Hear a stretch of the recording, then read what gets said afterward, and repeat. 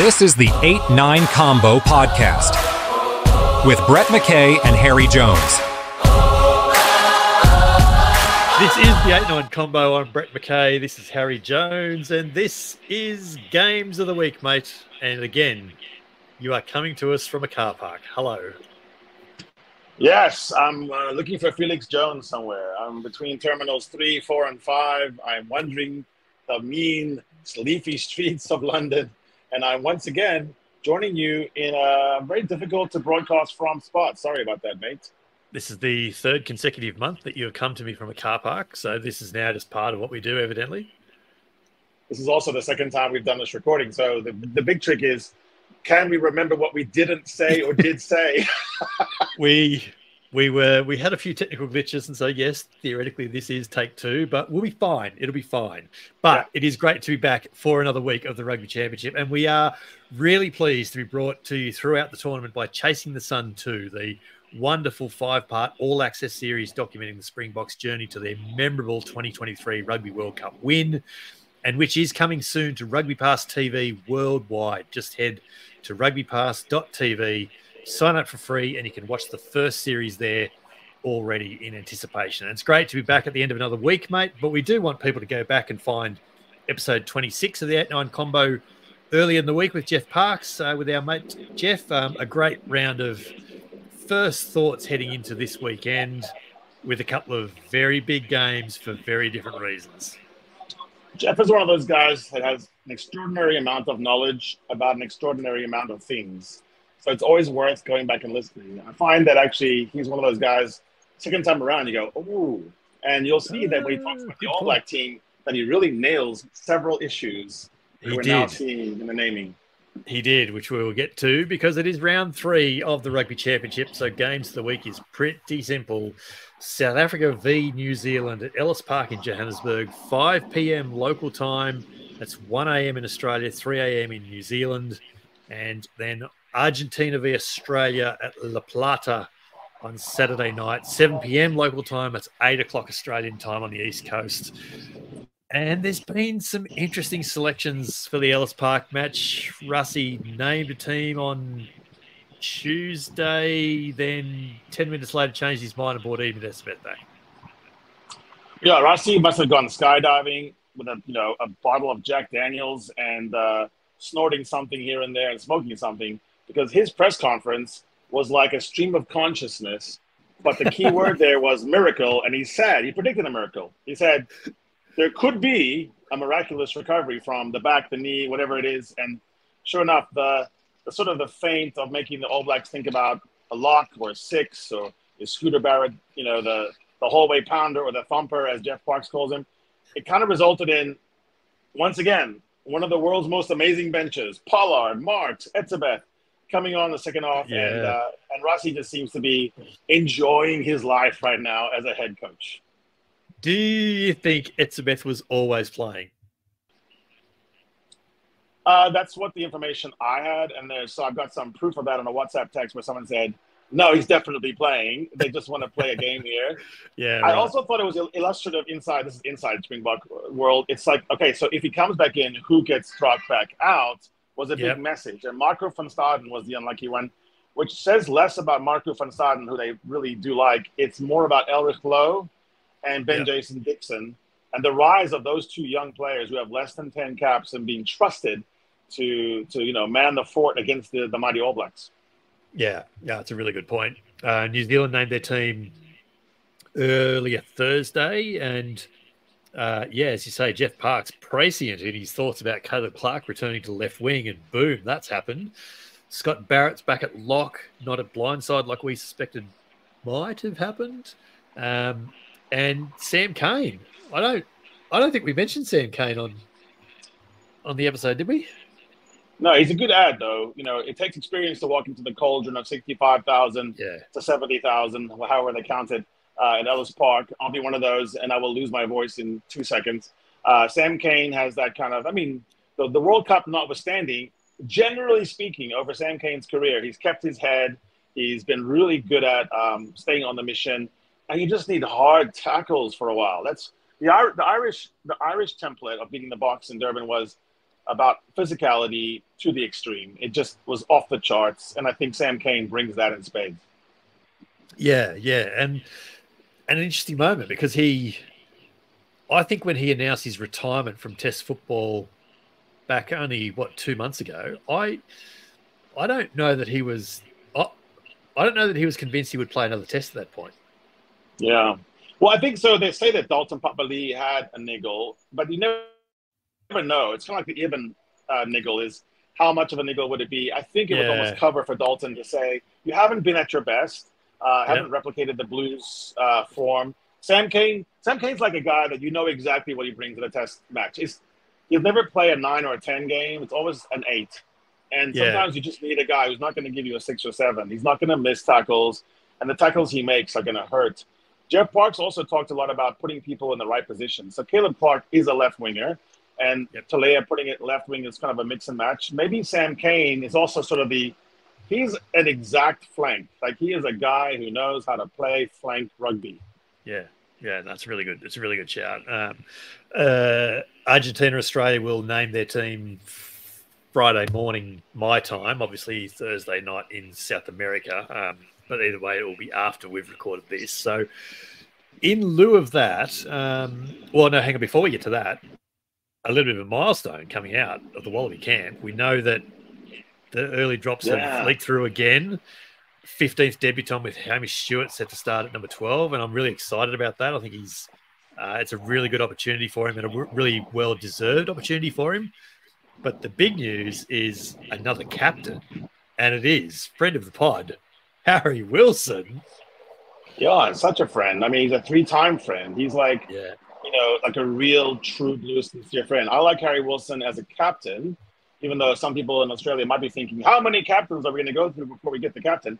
I like Harry Wilson because he's got that spirit. He seems like almost an old school, actually in any sport. I could see him being a cricket captain, just giving the guys strength, never claiming to be the most, talented or most athletic. But I've never seen Harry Wilson play a game where he didn't give his all. And that's what you want from a captain.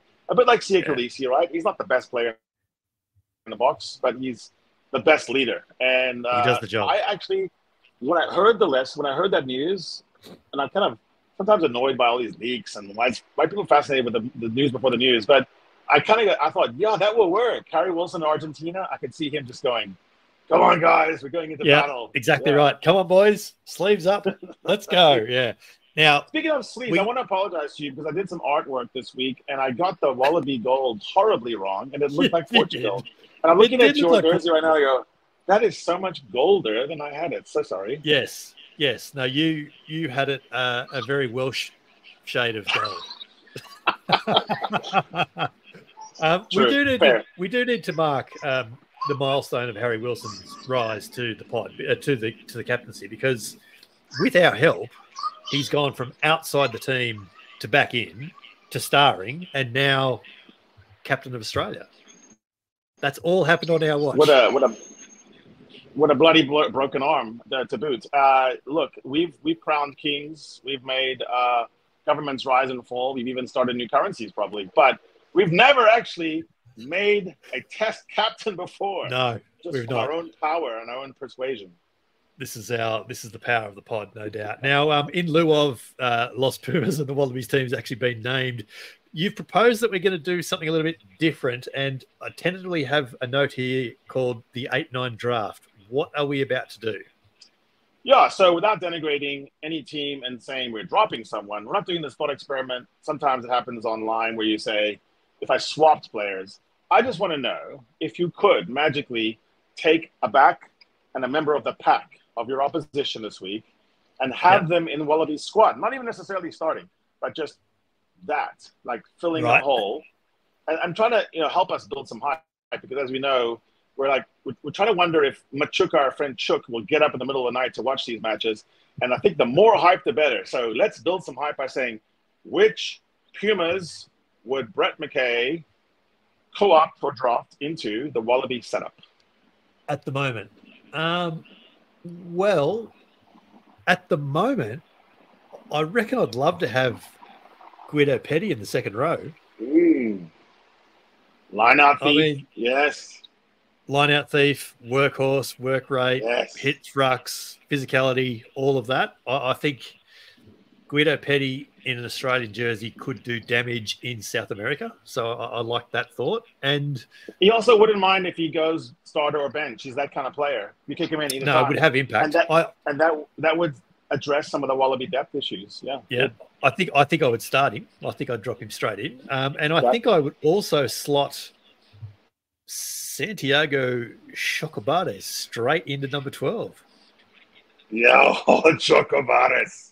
I just love saying his name. He's such a good player.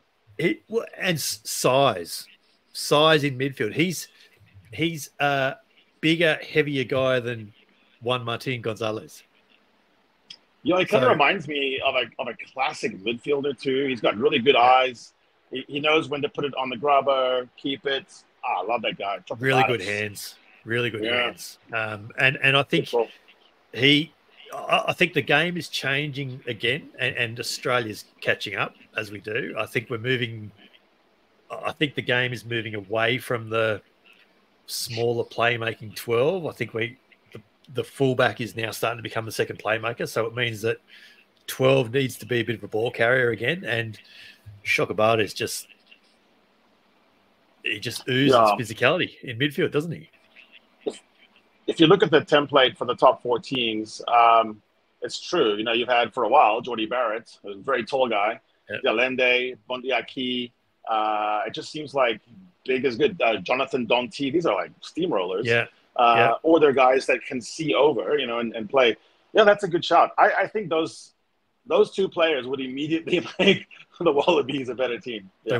They would. So then which All Blacks are you slotting into this super box team at the moment?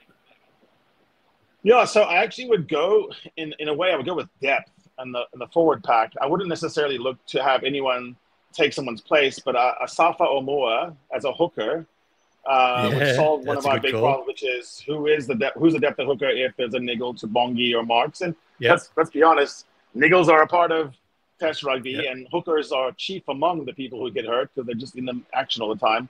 I love his hard carrying style. I think he'd be the best carrier hooker. And so, he wouldn't have as much pressure on the line out. On the back line, I would go with 1/3 of the tremendous DNA sampling that Smiley Barrett has conferred upon his country of birth, the one he loves so much. 1/5 of the starting 15, Bowden, Bok beating Bastard Barrett just so that he would stop beating the Boks. And I see. And he'd be like the Willie LaRue sort of prototype who could come on and be that jump starter number 23. I always liked Bowden best when he was at 23. I mean, I hated him because he did that, but I liked him coming on off the bench, studying the game. I think he's a good student of the game, and he's that kind of guy who can close out a match. But just to clarify, what you're saying is you're not picking him to make the Boks better. You're picking him so that he can no longer beat the Boks. Yeah. It's mostly a defensive move. Exactly. Okay. It's strategery. Okay. All right. Who do you think, which Boks do you think New Zealand would take? I always hear people singing the praises of Malcolm Marks. That's actually very interesting. It might take it to those hookers. Right about now, they'll probably take Gibbon. And the other thing is Peter Steph Toy is probably like giving them battle scars. So they might do the same thing I just did with Bowden Barrett and say, Peter Steph Toy, so he will stop tackling Geordie. I don't know on the backs. Right. I don't know if they fancy any of our backs. Probably secretly they do, but they probably want to put out the fact that their back line's better. They would slot Sasha Feinberg and Gomezulu into 10 without thinking about it, and he would be there for the next 10 years. He just would. Yeah, Sasha might be the guy. You're right, because he has that sort of New Zealand flair. Yeah. And then it would be Bowden. You can play as much or not as you want. Richie, you can stay in Japan for as long as you want. We've got a new guy. It'll be fine. But they would change his name to Sasha Ma'aungogulu Zulu. There would be a lot of apostrophes, and they would Pacific Island it up. Yeah, they would. I'm trying to think about which Wallabies the Argentinians would take. They might take Taniela Tupou just for some size in the front row at scrum time. Ooh, they might take 2 props. They might take Angus Bell. Yeah. And Argentina's lack of props is the story going into this match. Is like if the Wallabies can create counterintuitively a forward-based battle, tight, discipline-y, and almost like do everything that the Wallabies have not been doing for a while.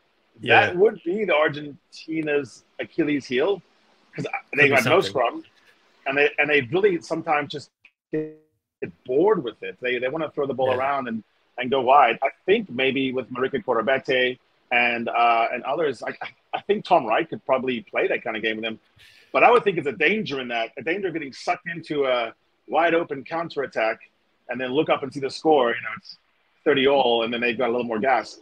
I would think creating a slowdown match with scrum penalties, maybe even test out the maul defense. I don't know. The other name that I thought that might actually suit them is actually Tate McDermott, and because his little running sniping game might just be enough to create the broken field situations that their back three and outside players thrive on. And I would love to hear the Argentinian commentators, like our friend Marcelo Bosch, coming on and saying, Tate McDermott, his name would be so great. The mining analyst. Right. So how do you rate the 8-9 draft then? Is this a thing? It's interesting. What it does, more than just showing you how good another player is from another team, it almost immediately highlights your deficit. Like your brain immediately goes to who would you like? Yeah. Plugging the gaps. Yes, exactly right. Yeah. Okay. It's interesting. All right. The 8-9 draft. It could be a thing. Elsewhere this weekend, mate. Round 2 of the Pacific Nations Cup, Samoa hosting Tonga in Apia on Friday afternoon late. USA hosts Canada in Carson, California, Saturday night. And that's sort of a bit of a must-win for both teams all of a sudden, isn't it? It'll be very spicy. They'll probably be the most actual fist fights in a match since the 1980s. These teams they hate each other. They don't like each other. Be. NPC round 4 in New Zealand. I reckon the picks this weekend. There's probably something in Waikato, Auckland, but I also like the idea of Northland playing Southland just because of the extremities involved. If it's not Tane Edmund, I don't watch the NPC. But if I do, if he's on, I watch every single play. I want a mission to restore Tane Edmund to greatness. I might actually be able to see a bit of him this weekend. North Harbour playing Counties at 2 p.m. on Saturday, 2 p.m. local time. So I might actually get to see that. The competition that you don't want us to talk about, the Currie Cup in South Africa. What's the pick there this weekend? Bulls, Lions? It's not that I don't want to talk about it. It's that it's not actually happening. It is a figment of your imagination. It is. Look, there it is there. There's the fixtures. It's a giant conspiracy theory to make us look bad. And the latest news is they're thinking about taking Western Province's name out of the Currie Cup and some derivation of the Stormers. I mean, what's next? It's so fictional, this Currie Cup.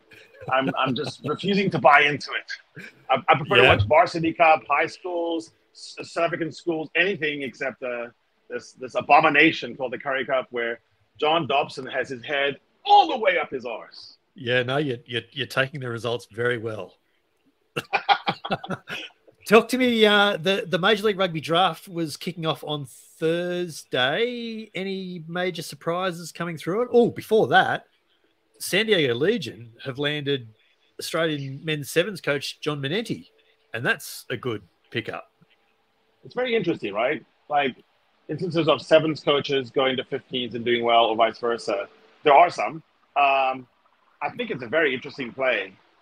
John was a very successful 15s coach before he got involved in sevens, to be fair. Yeah, and I think sometimes if you can do both and straddle it, there's a coach on the Bok team, Coach Stick, who came from that kind of tradition, and they're very good at rocks and midfield. They teach all players to be like a Quagga Smith. So that could be interesting for San Diego, who has kind of lacked punch on the 3rd, 4th, 5th phase. I talked to Marcel Brache from San Diego, and he's excited, and he said there's a lot of excitement in the camp about this hire.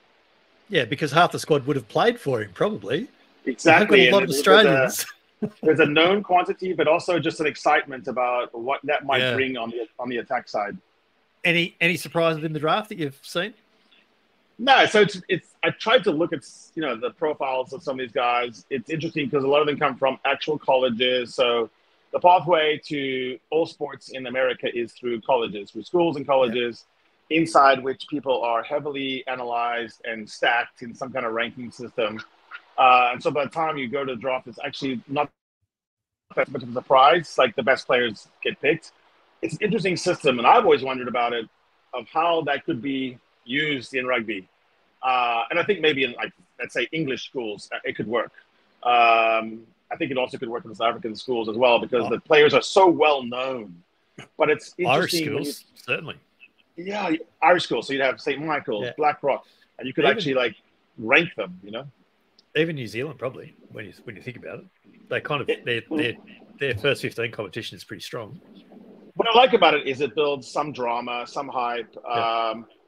And also for the rest of your career, it could either be a motivation, like I was picked in the top 2 or 3, so I had to perform, or the Tom Brady thing of like, I was. They didn't pick me till the 70s. So I'll prove them wrong. I do like the idea. I think we should think about how to use that in some way. It might enliven Super Rugby, for example. Okay. All right. Well, to use Sean Maloney's terms, we'll call out a chat for another day. Because there it is, the full-time whistle on another Rugby Championship edition of Games of the Week. Our weekly service to rugby fulfilled, mate. We've done it again. Bucks by 1 million, but we're still underdogs. No, you're not. You're not. You're just we're not. The best. We're the better team, but we're still underdogs. And I don't know how I get there, but I just feel like that's true. There's a lot of mental mind arithmetic and mental gymnastics happening. Yeah, exactly. Tell us what you think and how deluded Harry is about this underdog status at the 8-9 combo on all the socials, or leave your thoughts in the comment section right here on the YouTube channel as well, or tell Harry and I on the socials in our usual places at Harry Baldy Jones and at BMC Sport. Please do like, follow, subscribe on the pod platform of choice and on YouTube as well. Make sure you get everything as soon as it drops. And as we mentioned at the start, go and find episode 29 of the 8-9 combo with Jeff Parks, wherever you pod it. It really was another great chat to kick off the rugby week. And don't forget as well to head to rugbypass.tv, where you can see the 2019 series of Chasing the Sun, the documentary series celebrating South Africa's back-to-back Rugby World Cup titles, and with the 2023 series Chasing the Sun 2 coming soon. Sign up for free and watch it wherever you are in the rugby world. This is Games of the Week from the 8-9 combo, the short side set piece combination you didn't realise you needed, coming from the podcast double act you already had. I'm Brett McKay, he's Harry Jones, and we'll be back in your ears in the very early hours of Sunday morning Australian and New Zealand time with the 3rd Rugby Championship edition of the Test Match Postmortem. Come play with us. This is the 8-9 Combo Podcast with Brett McKay and Harry Jones.